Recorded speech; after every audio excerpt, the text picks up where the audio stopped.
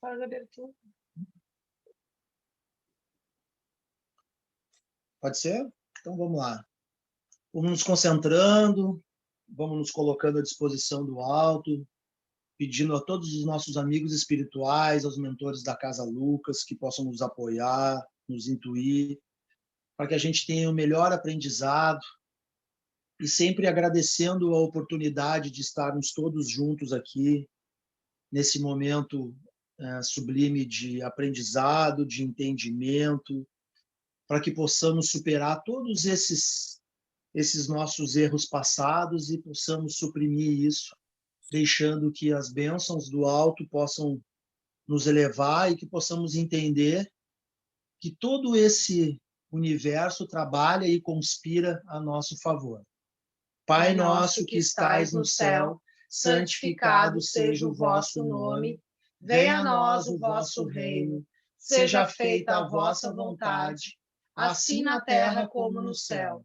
O pão nosso de cada dia dai-nos hoje, perdoai as nossas ofensas, assim como nós perdoamos aqueles que nos têm ofendido.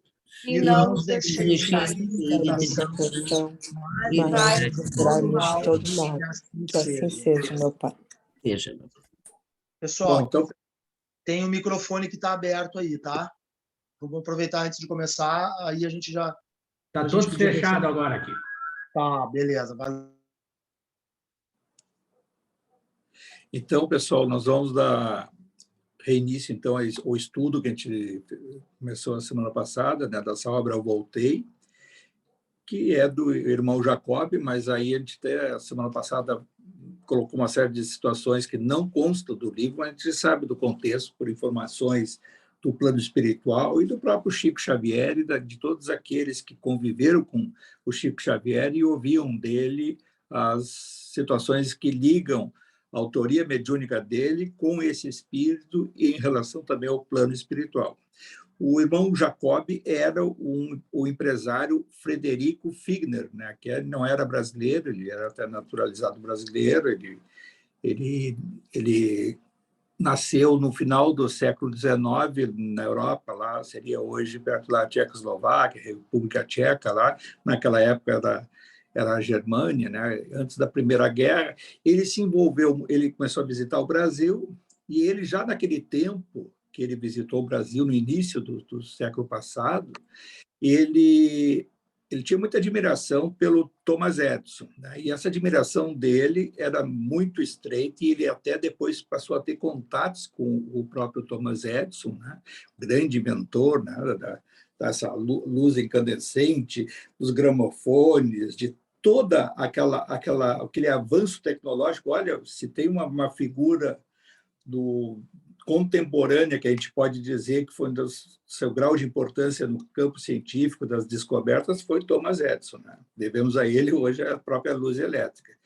E com a Primeira Guerra Mundial, essas idas e vindas do Figner lá da Europa para o Brasil, ele acabou adotando o Brasil como sua pátria e morou no Brasil, lá no Pará. Tá? Ele era judeu, tá?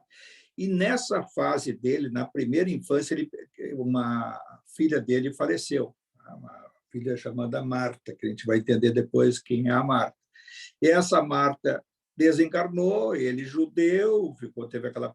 O que é perder um filho, né? uma dor absurda. Ele estava em Belém do Pará e lá foi recomendado para ele que ele tivesse contato com as obras espíritas, da doutrina e tal.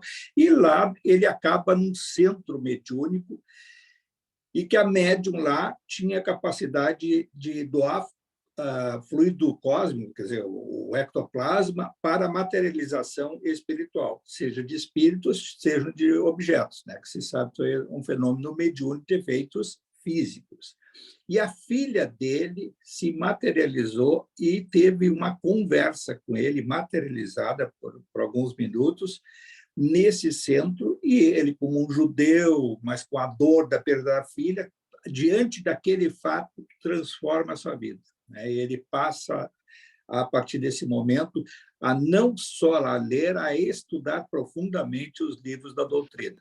Ele se aprofunda muito em todo o Pentateuco, das obras que até então se tinha do Bezerra de Menezes, do Bozano, e assim por diante, né? Todas aquelas obras do Leon Denis, e assim por diante. Então, ele, a partir dali, ele tem um contato direto com a doutrina, e ele passa até a conhecer a obra do Bezerra de Menezes, quando ele vai para o Rio de Janeiro depois. O Bezerra de Menezes desencarnou em 1900. Isso já é, estou falando aqui já por volta de 1920, já depois da Primeira Guerra Mundial. E, a partir dali, lá adiante, ele conhece o Chico Xavier, né? Mas conheceu, antes disso, muitos espíritas ligados à Federação Espírita. E ele já, então, como espírita, né, convicto, estudioso, tinha uma bagagem intelectual, um homem muito rico, que ele era dono das casas Edison, né, que foram as primeiras no Brasil a vender gramofone, os aparelhos gravadores, tudo que veio dos inventos do Thomas Edison. E foi essa casa, essa loja, essa empresa, chamada Edison, em homenagem ao Thomas Edison, né? Bom, aí, mais adiante, ele passa a ter contato com os centros espíritas e tinha curiosidade de conhecer o Chico Xavier. Ele vai a Pedro Leopoldo, conhece o Chico Xavier. Lógico, o Chico Xavier, espiritualmente, já por canais intuitivos e recomendação do Emmanuel, passa a ter uma atenção especial com esse homem que teria um grande desafio mais adiante, né? E aí que ocorre com ele o quê? Ele já lá com 80 anos desencarna. E aí o que esse desencarne dele se deu numa fase o quê? Que ele era o presidente nacional, né, o presidente de honra nacional da Federação Espírita Brasileira, tá? Tinha contatos, trabalhava mediunicamente no centro espírita, ele era dirigente espiritual, dirigente de mesa, então ele conversava com os espíritos, percebia mediunicamente, através dos médiuns, o fenômeno todo, uma coisa muito importante para todos nós que estudamos, procuramos estudar a mesa mediúnica, como é que ela se dá. Ele fazia todo aquele intercâmbio de doutrinação de sofredores, de captar as mensagens do plano espiritual via médiuns e conduzia os trabalhos com muita sabedoria e eficácia.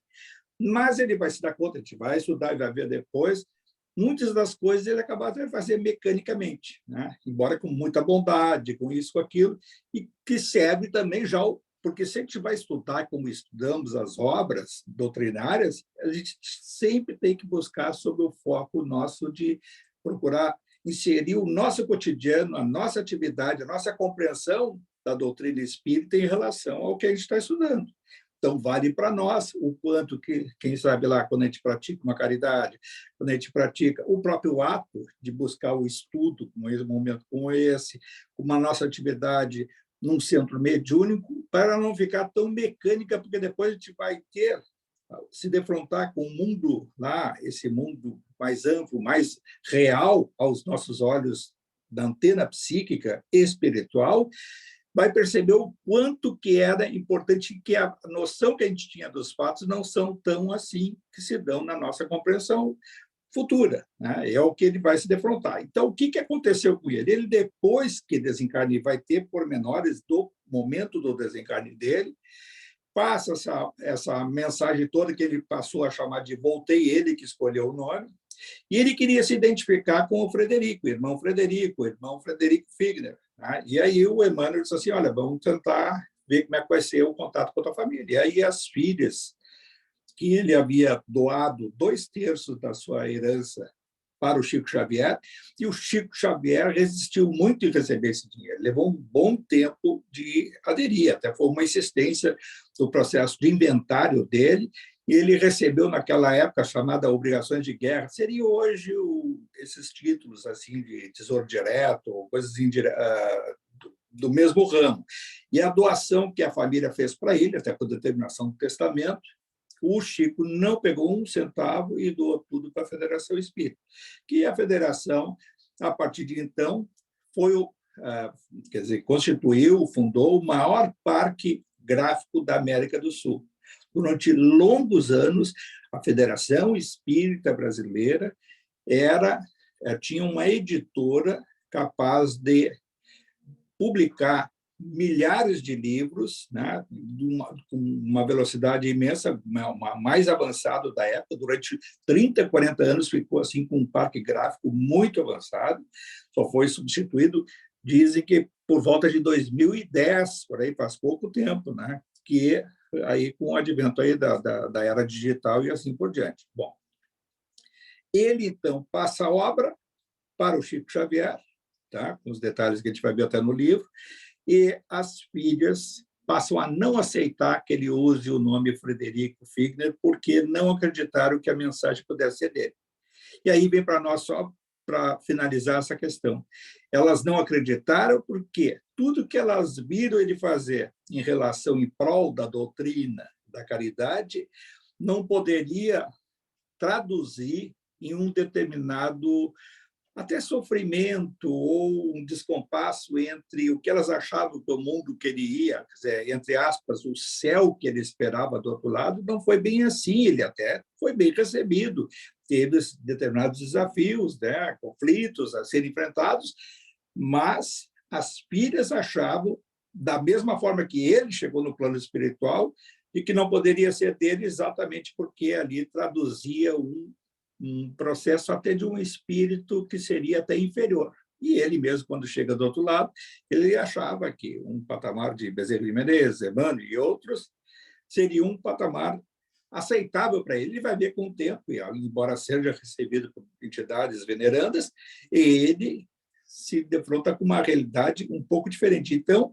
como ele sempre, quando estava já próximo da terceira idade, ele brincava com seus amigos, olha, quando eu for, aí lá no próprio centro que ele trabalhava, eu pretendo me comunicar o mais rápido possível, um pouco de pretensão, né? Eu vou mandar mensagem, eu vou isso, eu vou aquilo, olha quantos médios às vezes pensam nisso. Eu, quando subir, eu já ouvi de vários médios situações absurdas, assim, sob o ponto de vista assim, da falta quase que fora da realidade, achando que o plano espiritual é só aquela coisa que a gente ou vê no nosso lar, ou vê naquelas obras, Violetas na Janela, e assim por diante, né? Achando que o mundo espiritual é esse lá em cima que nos espera. Ele, apesar de ter sido bem recebido e por espíritos superiores, ele se defronta com uma realidade que, na compreensão das filhas, não era merecedor. Né? Seria, entre aspas, uma injustiça. Aí, por isso, elas não aceitam que ele utilize o nome da família, achando que tinha havido algum problema de excesso do médium, né, do Chico Xavier, e aí ele resolve botar irmão Frederico, e mesmo assim as filhas contestaram. E aí, para evitar outros problemas que na época já estavam ocorrendo, que era Humberto de Campos, que a família está pedindo até direitos autorais, e ele passa a utilizar o pseudônimo Irmão X, Humberto de Campos, e aí, então, ele opta pelo irmão Jacob, que teria sido um nome que ele já tinha sido Jacó em outra encarnação anterior, lá no povo de Israel, provavelmente lá em Jerusalém, naquela região.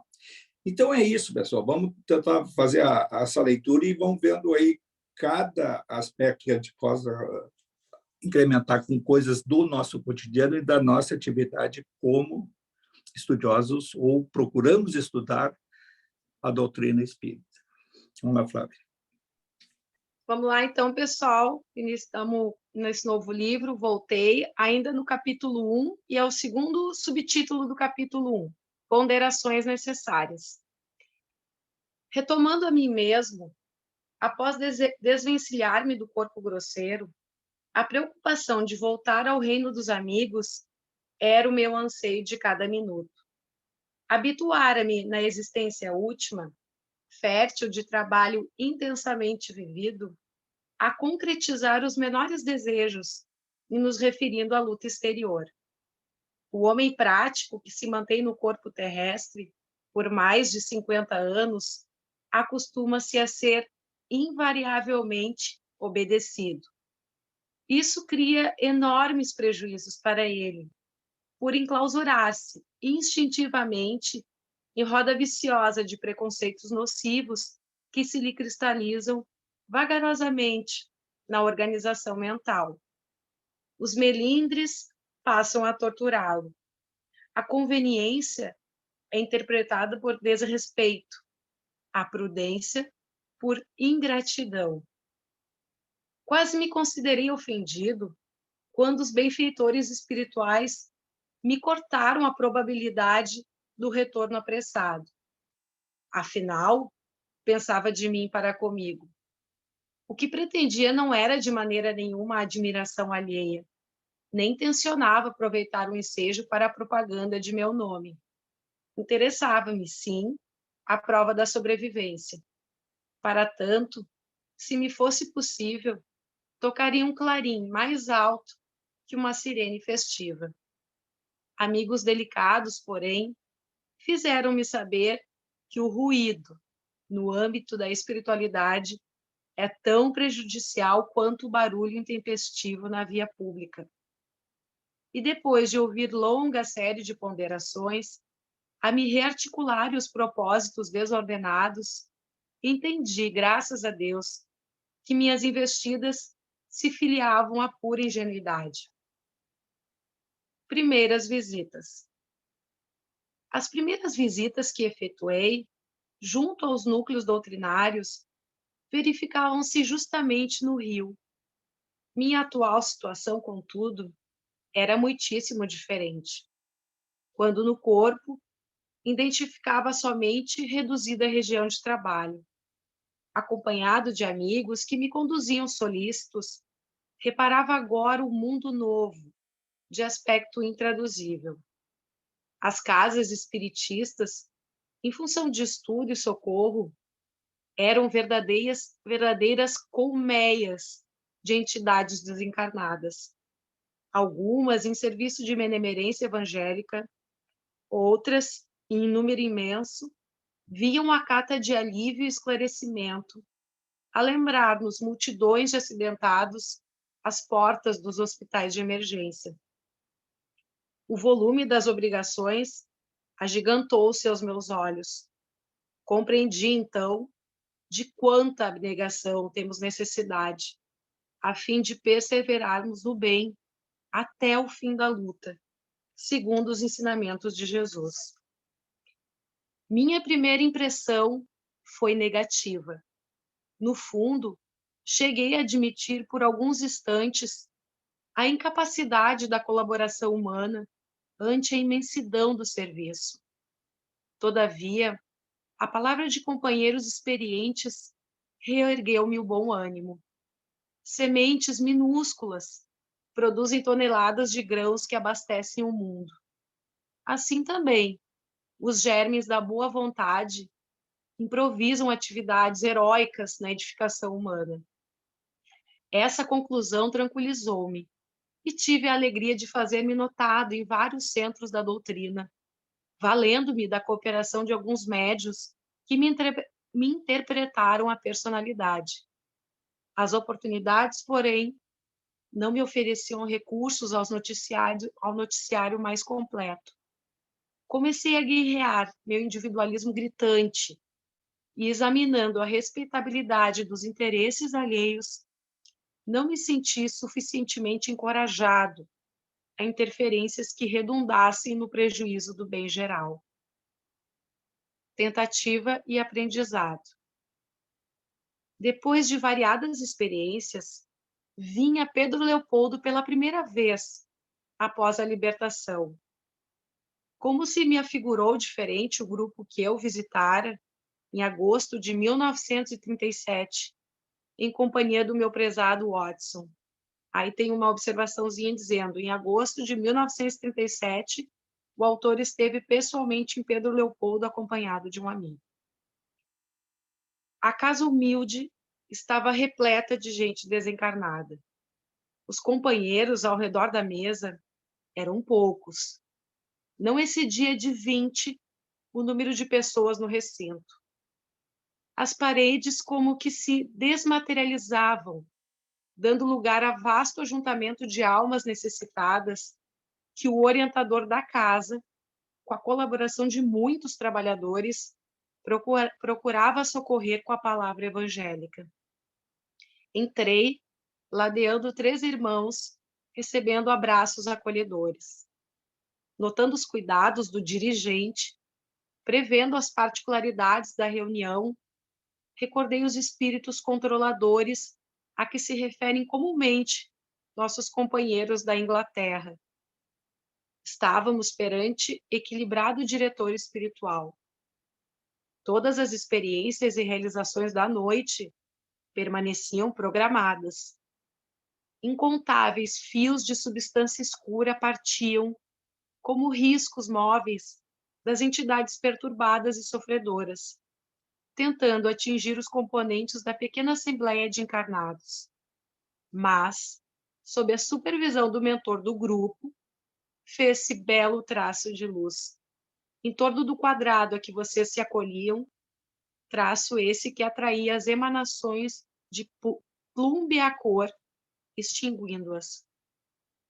Explicou-me um amigo que as pessoas angustiadas, sem o corpo físico, projetam escuros apelos, filhos da tristeza e da revolta, nas casas de fraternidade cristã em que se improvisam tarefas de auxílio.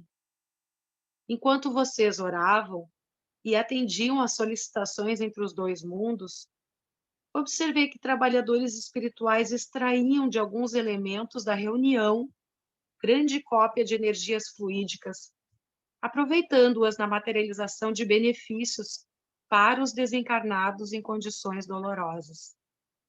Não pude analisar toda a extensão do serviço que aí se processava, mas esclareceu me dedicado companheiro que em todas as sessões de fé religiosa, consagradas ao bem do próximo, os cooperadores dispostos a auxiliar com alegria são aproveitados pelos mensageiros dos planos superiores, que retiram deles os recursos magnéticos que Reichenbach batizou por forças ódicas, convertendo-os em utilidades preciosas para as entidades dementes e suplicantes.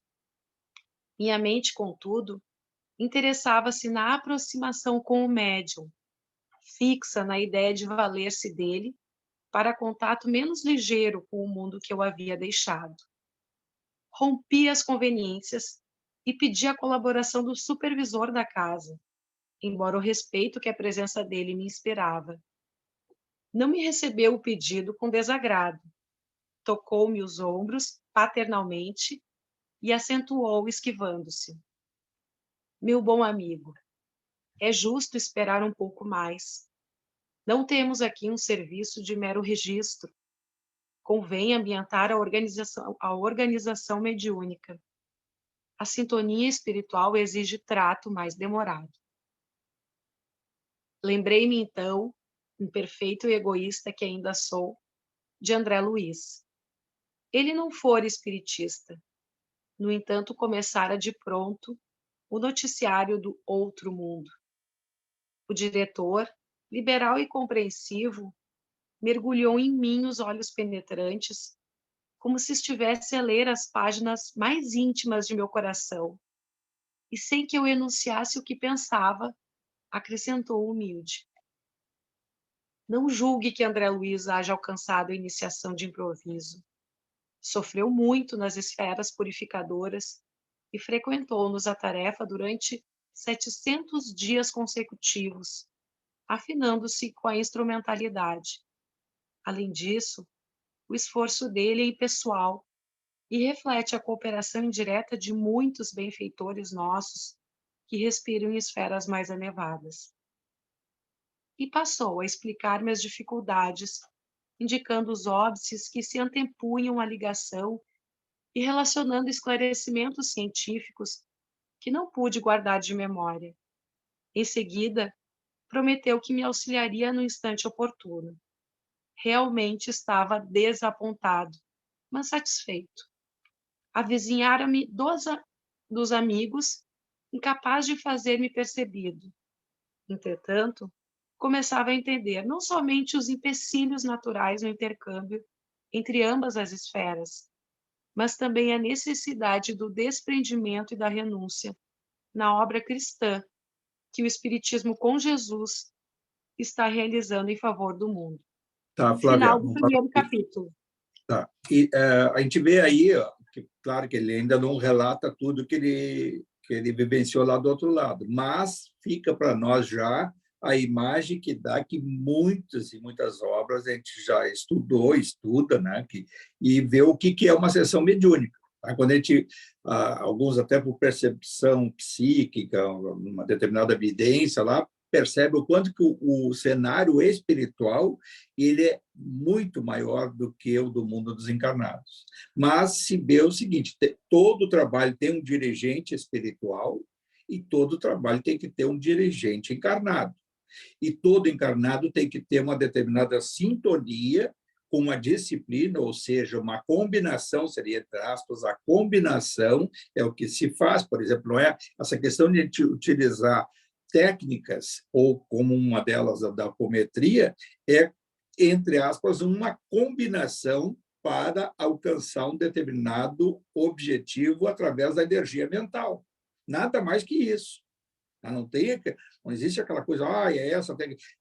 Eu até confesso, assim, lá nos primórdios, quando eu estudei apometria e tudo, eu fiquei até numa época muito entusiasmado e achando assim, os resultados eram assim magníficos, mas a gente, sob o ponto de vista espiritual, estudando mais profundamente, vai ver que esse quanto de energia que a gente projeta mentalmente, ele também se desfaz em poucos minutos, poucas horas, poucos dias.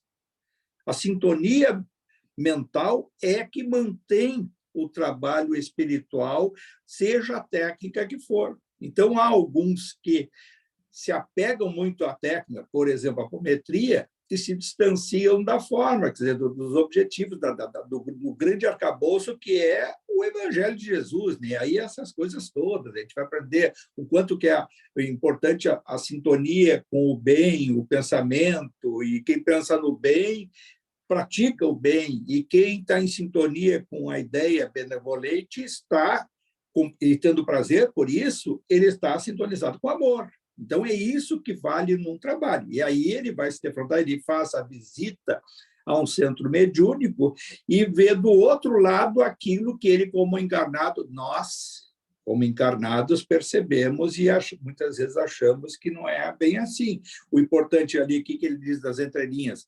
A sintonia vibratória dos médiuns, né?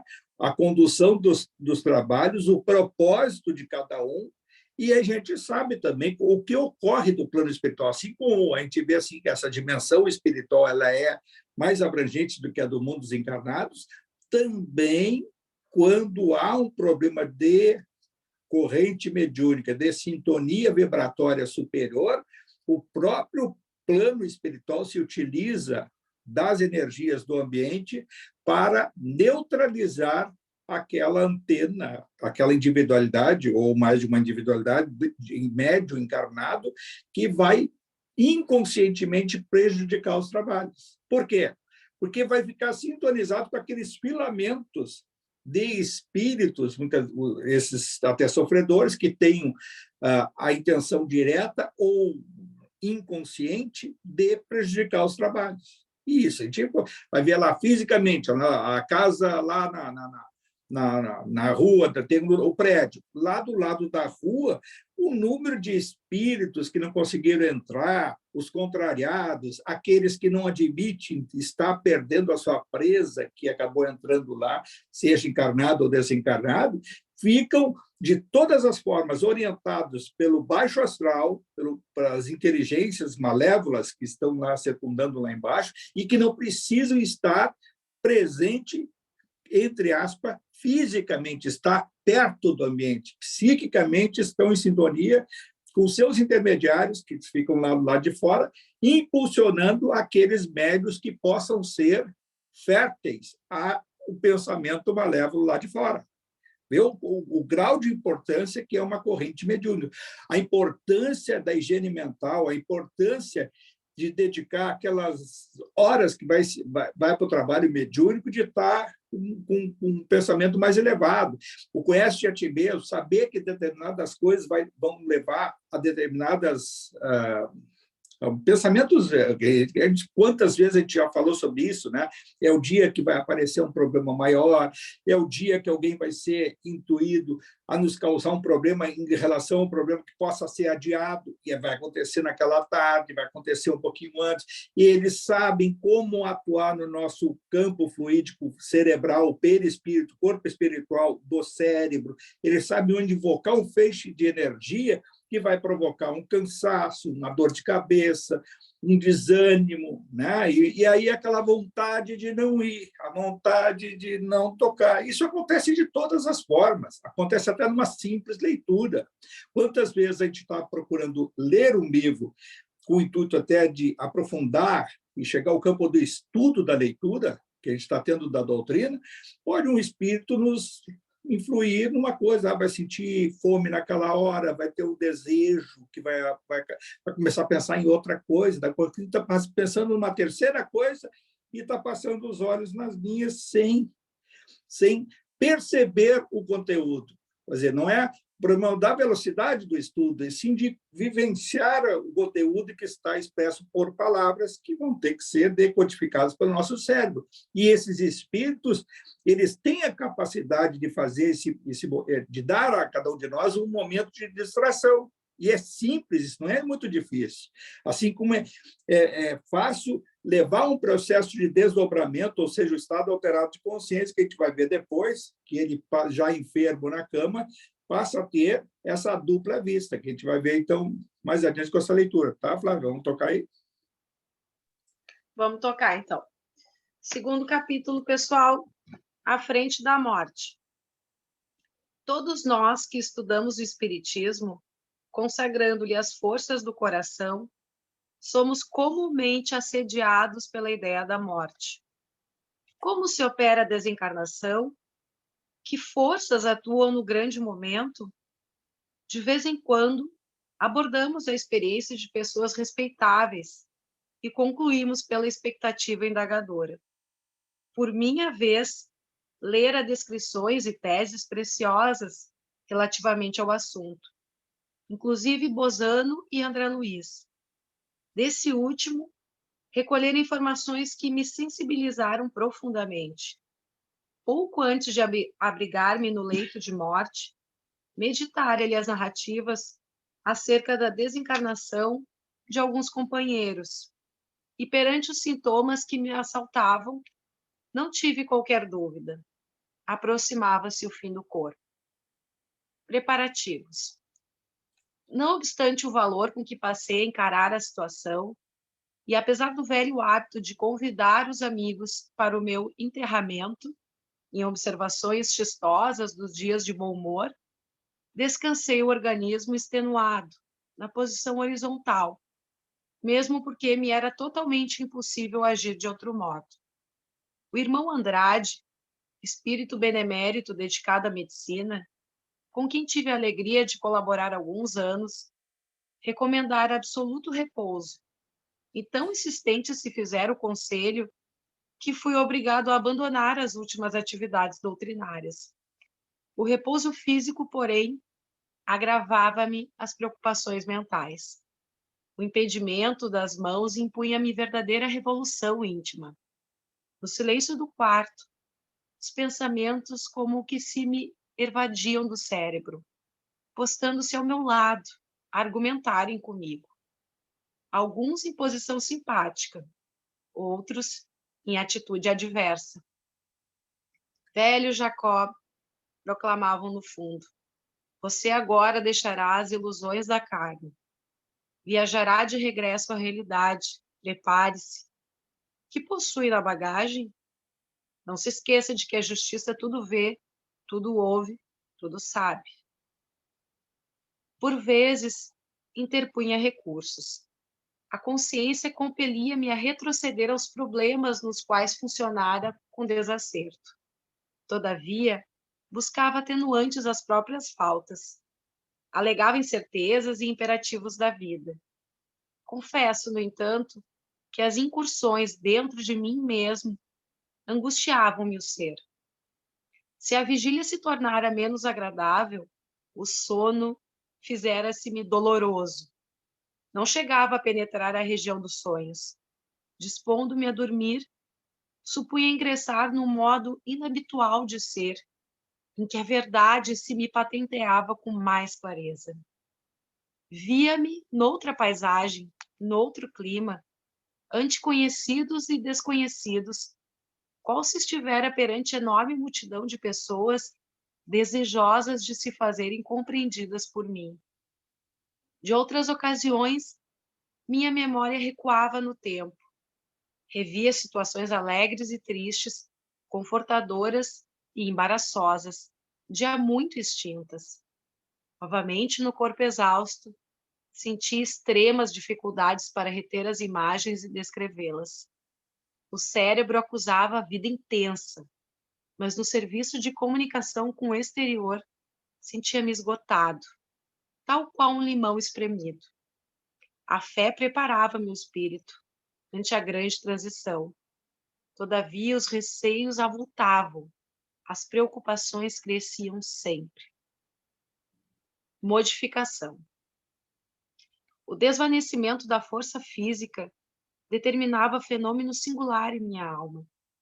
Surpreendia-me enternecido e sentimentalista. Acostumara-me a tratar com o mundo dentro do maior senso prático. Estimava a pregação da caridade, convicto, porém, de que a energia seca era indispensável nas relações humanas. Muita vez, na intimidade de companheiros encarnados e entidades desencarnadas, sentira-me ríspido, contundente. Fazia frequentemente o possível por não desmerecer a confiança dos que me estimavam. Entretanto, nem sempre sabia ser doce na extensão da personalidade. Semelhante traço individual que as lutas ásperas da experiência humana me impuseram, representava motivo de não poucos dissabores para mim, porque no íntimo aspirava a servir a fraternidade legítima, em nome do Cordeiro de Deus. Prostrado agora, inesperada sensibilidade passou a dirigir-me.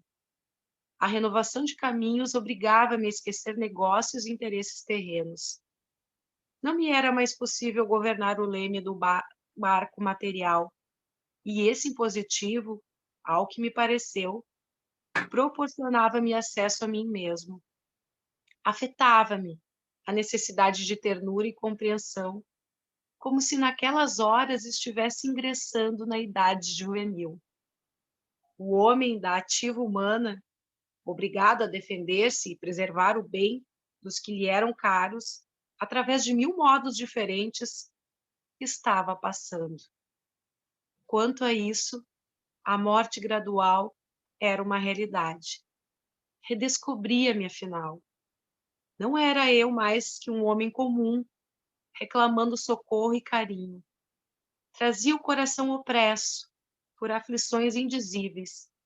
Se a dispneia me roubava a tranquilidade, os temores povoavam meu espírito de tristezas e sombras. Jamais experimentara antes tamanha sensação de exílio e deslocamento. Na terra, estava cercado de benditas dedicações por parte das filhas queridas e dos amigos abnegados, e, a rigor, não me seduzia o regresso à juventude do corpo. Seriam saudades do além o fator determinante da inquietude que me martirizava? Também não. Reconheci os meus títulos de homem perfeito, que de modo algum deveria sonhar com paraíso. Esperava-me naturalmente laborioso futuro em qualquer parte. No entanto, ansiedades dolorosas pesavam-me na alma abatida. Eu, que fazia guerra às lágrimas, reconhecia-lhes agora o sumo poder. Represava-se-me nos olhos com frequência, quando a sós me entregava às longas meditações. Orava fervoroso, mas ao correr da prece solitária, sentimentalizava-me qual criança.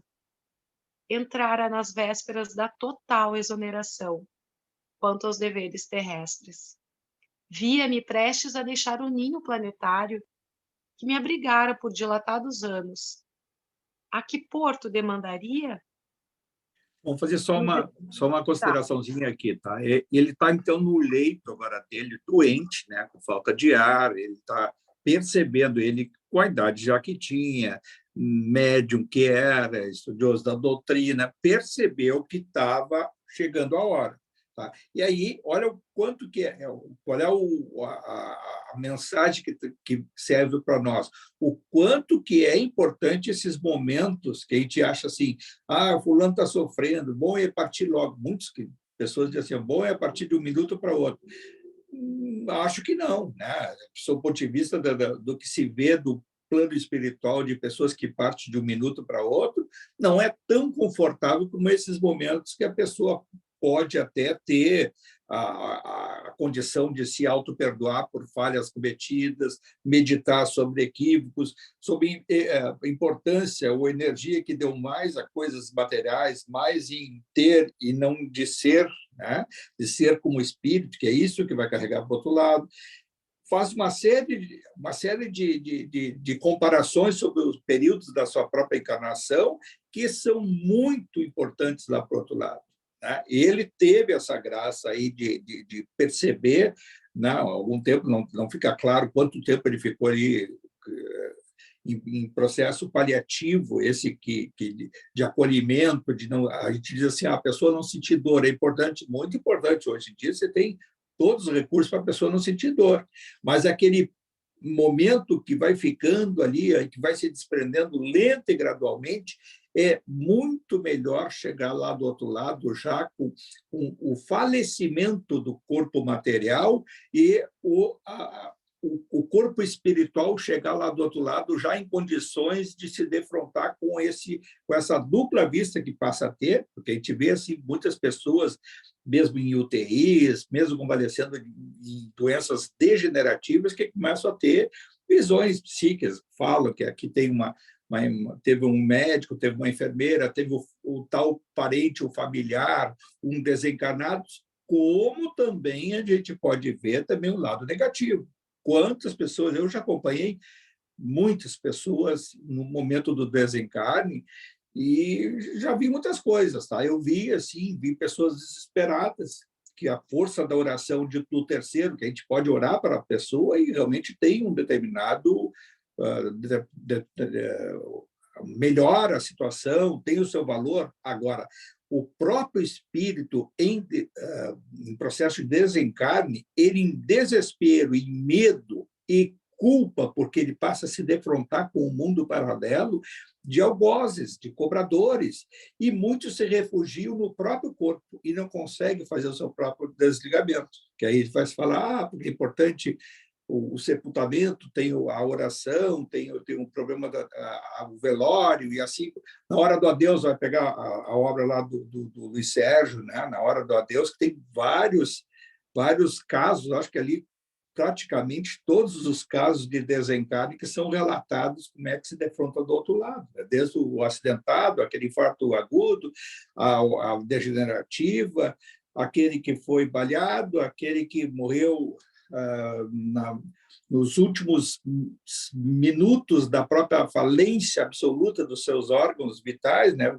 de causas naturais, todas dão lá um aprendizado para nós como é que se dá esse processo de desencarne. Agora, cabe ao espírita saber e perceber que esse mundo espiritual que nos espera, e espera qualquer um que desencarne, ele tem uma série de nuances, né?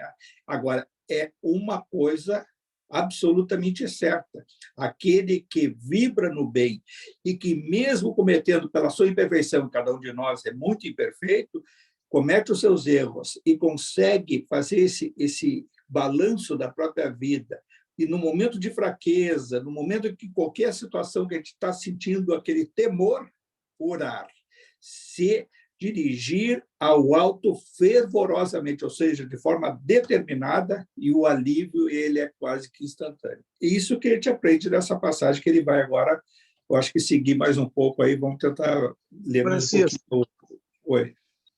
Francisco, mas a gente vê agora fazendo uma comparação com o desencarne vou voltar no Paulo, tá? No Paulo de Tarso.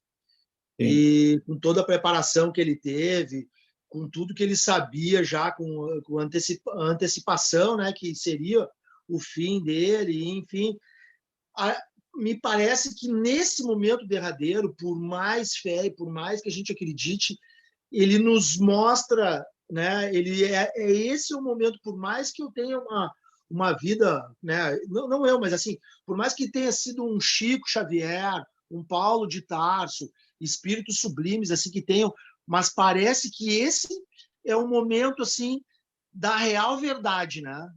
Do momento assim, aquele que a gente confronta e ele serve para todos. Para alguns, muito mais automático, com menos trauma, mais fácil. Mas o próprio Paulo, naquele momento derradeiro, ele teve um momento de emoção, um momento não de tristeza, né? Mas um momento de... não vou dizer de insegurança. Isso até Cristo, que era perfeito, teve, né? Então, o temor do desencarne, por instinto, todo mundo tem. Todo mundo tem que, tá? Todo mundo tem que ter esse e não se despir desse medo, o temor da morte, porque para o encarnado é um desconhecido, por mais assim que vai dizer assim, o Chico Xavier, ele se comunicava com o mundo espiritual, era o que era, mas ele não... aquela coisa do... e agora, o que vem? Porque também o Chico Xavier subiu e ele teve que se recuperar, revitalizar o seu corpo espiritual, né? Perdeu uma série de energias, aquele contato, foi levado à exaustão numa encarnação de 92 anos, com todos os problemas de saúde que ele carregou, que foram até alertas, que ele sempre dizia, os meus problemas de saúde são os meus alertas salvadores do meu caminho. Quer dizer, todos nós, quando temos os nossos obstáculos e tal, são esses desafios que a gente recebe até de estímulo. Agora, o temor da morte, se não houvesse, o número de autodestruições, de suicídio, seria absurdamente maior. E já é muito alto, né? O número de suicídios, as pessoas que não têm noção, acham que a morte é o sono eterno, ele fica pensando, o que eu quero esse tormento? Eu quero dormir para sempre. Pá, dá um tiro, se envenena, morre, se atira. Acha que é o sono eterno. Quantas até interpretações religiosas de religação com o transcendental pregam essa coisa do juízo final, esses os pentecostais, ou céu e inferno, o purgatório, e alguns que não acreditam em nada disso e acham que é o nada. Então, é o nada, todo esse universo, agora que o telescópio está aí desbravando de uma forma muito mais perfeita do que todos aqueles que a gente até então sabia, e tudo isso é o nada. Como pode isso? Agora, essas pessoas que passam a ter essa dupla vista que ele passou a ter no momento do desprendimento, os médicos, muitos médicos, e até outras pessoas que a gente conhece, e que dizem que isso é alucinação, é uma alucinação, tá? Agora passou, agora chegou, parece que é o momento derradeiro. Pessoas que até sabem e percebem que é o desencarne, mas dão um rótulo para aquela manifestação. Agora veio o momento derradeiro, começou a ter alucinação. Claro, começou a ter a dupla vista, passa com maior nitidez a enxergar a assistência do outro lado, seja ela do campo da saúde, médicos, enfermeiros, auxiliares, como até, porventura, os seus inimigos, os seus algozes. E esse é o lado nosso que a gente tem do temor também. E isso vem lá, quando diz assim, o Dante Alighieri, quando escreveu lá a Divina Comédia, e que relatou os 7 céus, o mundo das trevas, o inferno, o céu e o inferno, e ele, na realidade, em desdobramento, fez um relato passando como se fosse uma obra, e foi aceita pela igreja, porque não foi mediúnico, não foi espiritual, embora tenha sido por desdobramento. E a igreja aceitou a Divina Comédia, e a partir dali, foi na época da Inquisição, que nós passamos a ter aquela crença do medo do inferno, o medo de queimar. E não é uma descrição que vai dizer assim, o que é o inferno? É hipotético? Não, ele é bem objetivo, é esse mundo espiritual que o espírito vai vivenciar lá nas regiões trevosas até no abismo, ou subabismo, lá embaixo. E lá é muito quente, porque, sob o ponto de vista físico, é no centro da Terra. Porque a nossa ligação espiritual é com o mundo espiritual da Terra. Nós temos aqui o mundo espiritual inferior e o bem inferior, ele é na crosta da Terra. E esse mundo espiritual nosso, chamado umbralino, ele tem várias fases. Tem a fase mais densa, essa fase aqui que nós estamos no mundo dos encarnados, boa parte da crosta terrestre, e um pouco superior. Agora, já mais adiante, não é para nós. Pode até ser por um mérito depois, um que outro, ou por uma visita espiritual que tenha mais mérito. Agora, a tendência maior é de ir lá para baixo. E é onde ele vai se defrontar, nesse mundo que ele foi atraído, e ele ali passa a ser assistido por espíritos superiores, mas na crosta, subcrosta terrestre, zona umbralina. E aí é muita pretensão nossa, às vezes a gente achar assim que vai ser atraído a essas zonas superiores, né?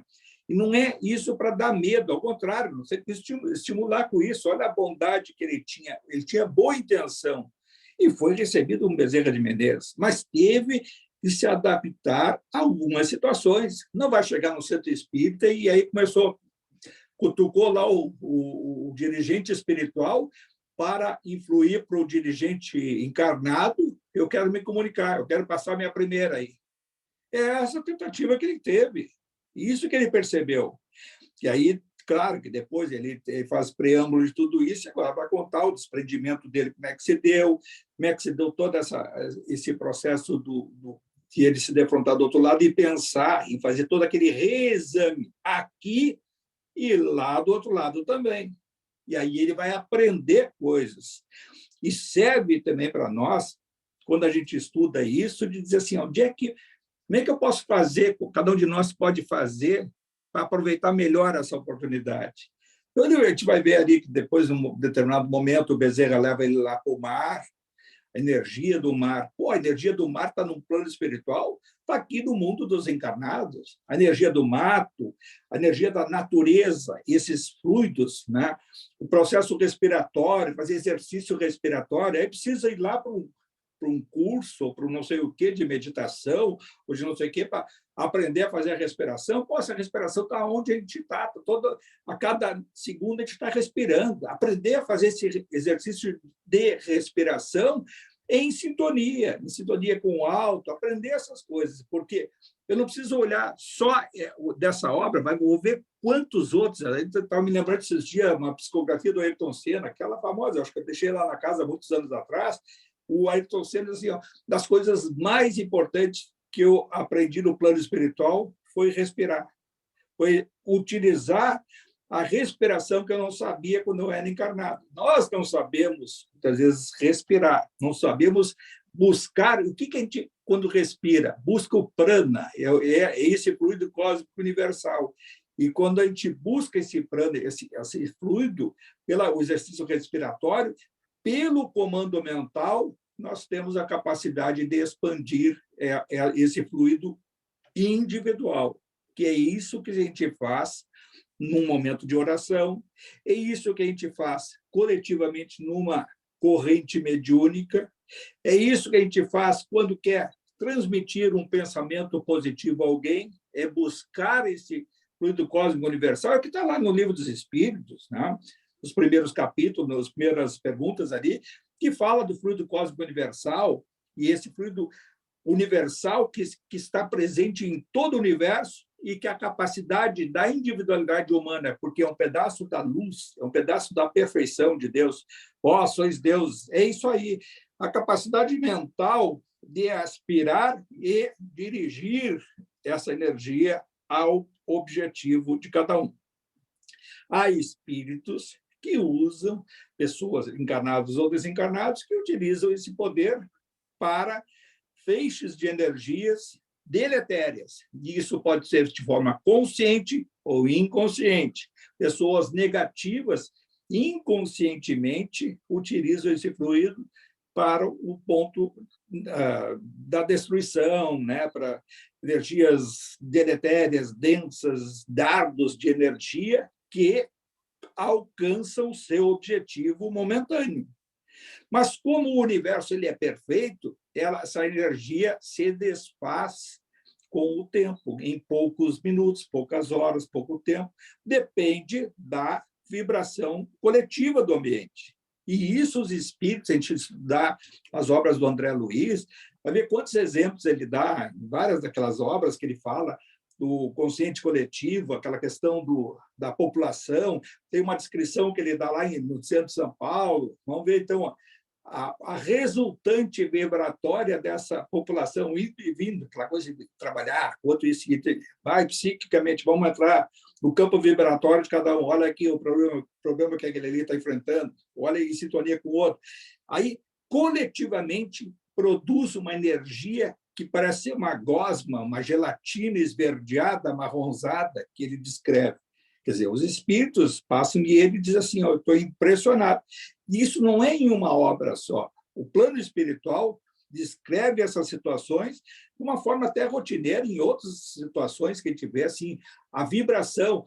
O Inácio Ferreira, uma daquelas obras lá da Escada de Jacó, que ele relata lá o problema do Oriente Médio, naquela época daquele conflito, da guerra do Iraque, da invasão que houve, psiquicamente, o que estava o psiquismo coletivo daquela região extremamente denso e o mundo das trevas se aproveitando daquele subterfúgio, né, coletivo para influir coletivamente para os seus objetivos de autodestruição. E o mundo da luz intervém, sob um ponto de vista amoroso, não é de intervenção naquele aspecto, a gente falou bem no início, de condensar energias e vai explodir a situação, vai se dissipar, vai causar um prejuízo individual e coletivo. Não, com a energia do amor. É difícil, muitas vezes, a gente perceber isso e tentar exercitar. Mas é isso que os espíritos superiores, é isso que Jesus nos ensinou, foi na beira na crucificação, né, no seu calvário todo, conseguindo ainda ter um amor coletivo à humanidade, coisa que cada um de nós provavelmente estaria muito distante diante daquela dor, daquele sofrimento, de sentir uma energia superior naqueles momentos, né? E aí, com o exemplo que tu desse aí do Paulo, também são exemplos que nos servem de referência. Por quê?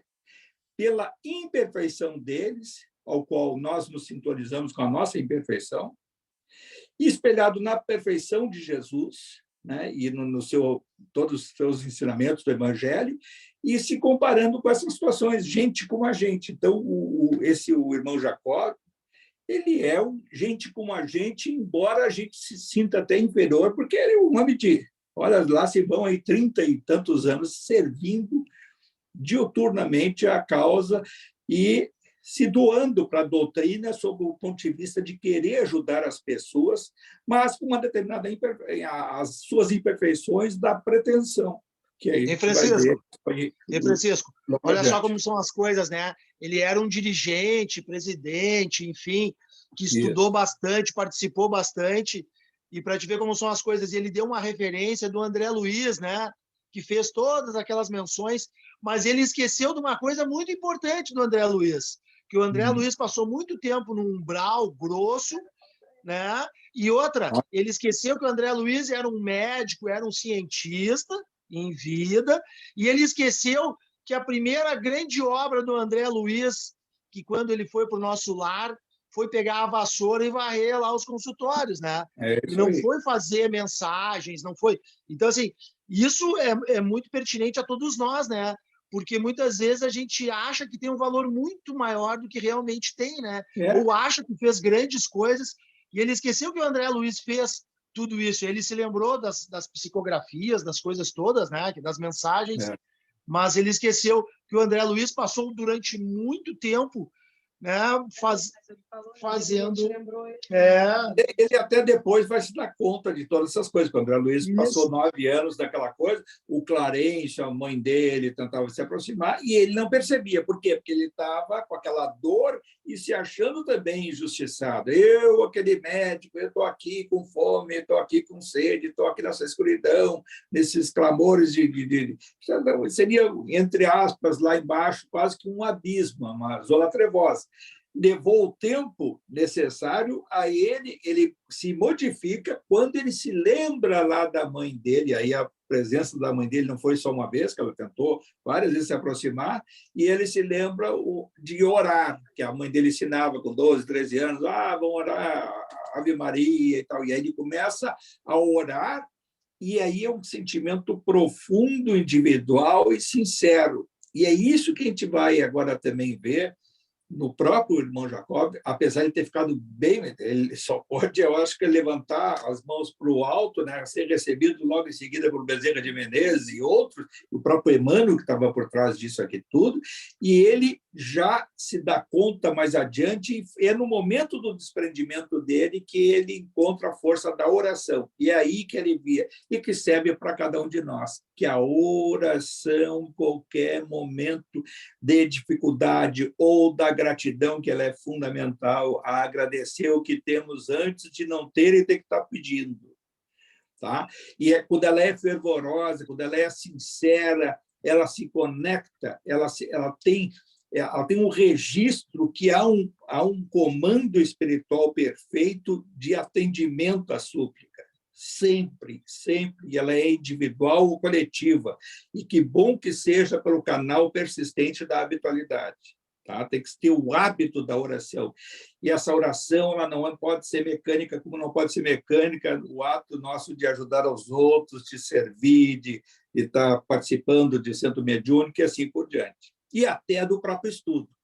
Reflexão, estudou determinada coisa, o que serve de aprendizado?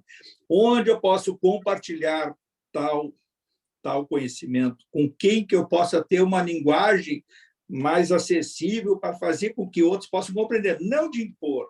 Isso também é erros que a gente comete. Eu, se fosse olhar para trás, quantos erros eu cometi querendo... Eu me lembro uma vez que eu li o livro do O Nosso Lar, eu entusiasmei tanto que eu fui na livraria e comprei 9 livros. Tinha 9 livros lá, eu comprei 9 livros. Aí cada familiar, cada conhecido que eu queria bem, eu dava o Nosso Lar e queria depois ver. E aí, consegui ler? Não leu? Aí alguns constrangidos, guardados, nem se lembravam e tal. Eu acho que ninguém leu. Tá? E aí eu fiquei assim frustrado, achando que um livro, como é que pode a pessoa tal? Aí um é médico, outro é isso, aquilo, pessoas assim com determinada bagagem e com algum sofrimento na vida que já tinham, tinha tudo a ver com aquela mensagem e nada. E aí eu tive outras experiências também, né? O Getúlio Vargas, dos dois mundos, como eu tinha aí acesso a algumas pessoas aí do poder, eu também inventei de pegar esse livro e disse, isso aqui é um livro que todo político podia ler e ter uma outra. Olha, tem aí nomes da sociedade que já foram tantas coisas aí que eu dei pessoalmente, achando que eu estava fazendo uma grande coisa. Eu passei um ridículo, porque sabe o que é tu dar para o nada? E aí se frustrar, porque aí fica aquela coisa, e aí ali foi o ponto final.